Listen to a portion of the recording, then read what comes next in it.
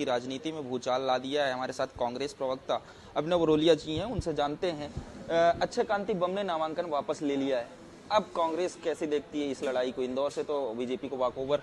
देखिए, ये लोकतंत्र का पर्व चल रहा है और इसमें जो तानाशाही, गुंडागर्दी और दादागिरी भारतीय जनता पार्टी कर रही है वो जनता देख रही है खुली आंखों से। जिस तरीके से सूरत में घटना घटी, जिस तरीके से चंडीगढ़ में मेयर का चुनाव हुआ, खजुराहो में चुनाव हुआ, अब ये यहाँ पर इंदौर में जो घटा है, तो ये सब देखा जा रहा है कि संविधान की हत्या करने की कोशिश जो भारतीय जनता पार्टी कर रही है, आरक्षण को खत्म करने की बात उनके नेता कर रहे हैं, तो ये बातें जनता के डोमेन में है। और अपनी निश्चित हार, 2 चरणों में निश्चित हार जो दिख रही थी भारतीय जनता पार्टी को, उसका ये जीता जागता सबूत है कि आखिरी फिल्मों में जैसे हम देखते थे कि अमरीश पुरी, शक्ति कपूर, गुलशन ग्रोवर सब इकट्ठा होकर कैसे दादागिरी करते थे, वो फोटो भी आज आपने देखी अक्षय बम जी के साथ किस तरीके से गाड़ी में सेल्फी ली जा रही है।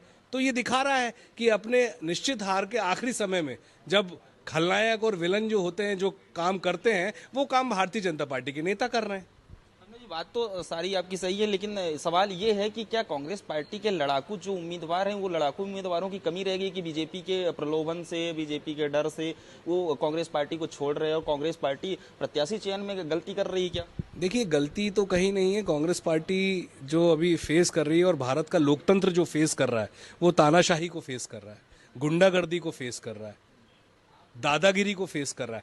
तो कहीं कहीं पर सूरत ऑप्शनल है, इंदौर ऑप्शनल है, खजुराहो ऑप्शनल है, जहां पर चीज़ें घटी, लेकिन हमारा कार्यकर्ता पूरी ताकत से लड़ रहा है। आप देखिए जनसैलाब, कहीं पर भी राहुल जी की सभा हो, चाहे जीतू पटवारी जी की सभा हो, सब जगह अब कहीं कहीं जो हो जाता है, जो घटनाएं घट जाती हैं, कई जगह गन पॉइंट पे रख के अगर आप किसी के साथ कुछ करेंगे तो उसमें तो आप कर नहीं सकते कुछ।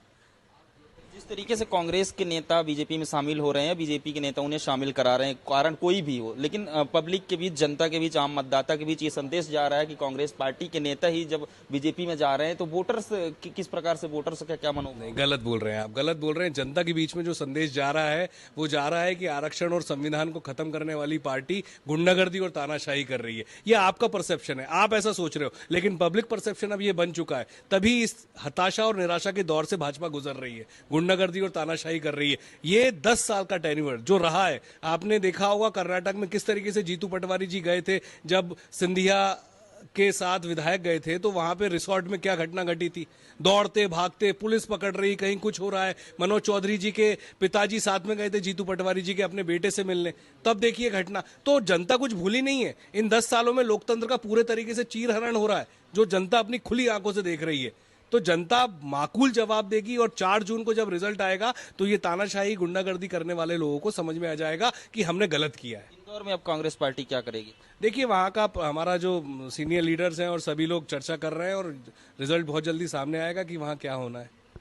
ये थे अभिनव बरोलिया जी, जिन्होंने साफ तौर पर बीजेपी पर गंभीर आरोप लगाया। उन्होंने फिल्मों के खलनायक का नाम भी दे दिया है और उसके साथ ही कहा इंदौर को लेकर के कि जो शीर्ष नेतृत्व है जल्दी फैसला लेगा कि इंदौर में किसको समर्थन देना है और किस प्रकार से पूरी लड़ाई।